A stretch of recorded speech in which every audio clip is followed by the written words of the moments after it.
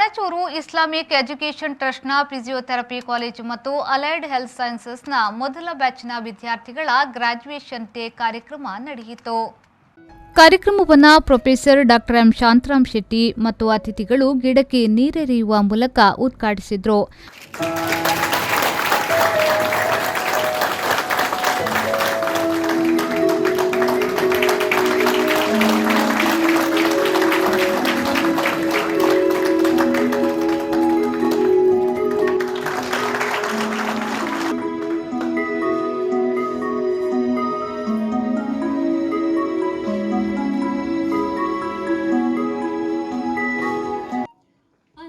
ಬಳಿಕ ಮಾತನಾಡಿದ ಅವರು, ನೀವಿಂದು ಪದವೀಧರರಾಗುತ್ತಿದ್ದೀರಿ, ನಿಮಗೆ ಜವಾಬ್ದಾರಿ ಹೆಚ್ಚಾಗಿದೆ, ನಿಮ್ಮ ಮೇಲೆ ದೇಶ ಬಹಳಷ್ಟು ನಿರೀಕ್ಷೆ ಇಟ್ಟಿದೆ, ಅದನ್ನು ಹುಸಿಯಾಗಿಸಬೇಡಿ ಎಂದು ಹೇಳಿದರು.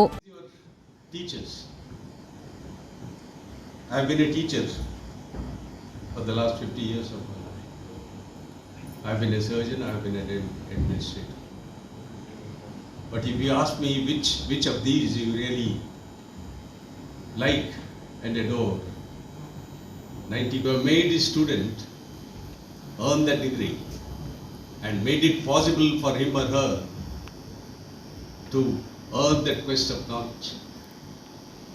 Each one of the teachers who are seated in front of you have made it possible for you. I have strived hard to see that, take your hands on and see that you learn and you have graduated in your own endeavor in what you want. ಕಾರ್ಯಕ್ರಮದಲ್ಲಿ 2016-17ನೇ ಬ್ಯಾಚಿನ physiotherapy ಮತ್ತು allied health ಸೈನ್ಸಸ್ನ ಒಟ್ಟು 54 ವಿದ್ಯಾರ್ಥಿಗಳಿಗೆ ಅತಿಥಿಗಳು ಪದವಿ ಪ್ರದಾನ ಮಾಡಿದರು.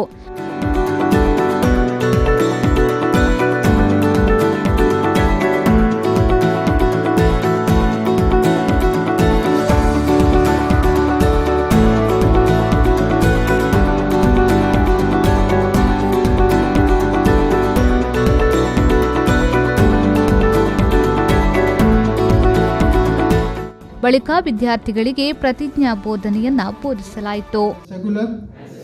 Of my country, I will contribute this knowledge to the advancement and effectively.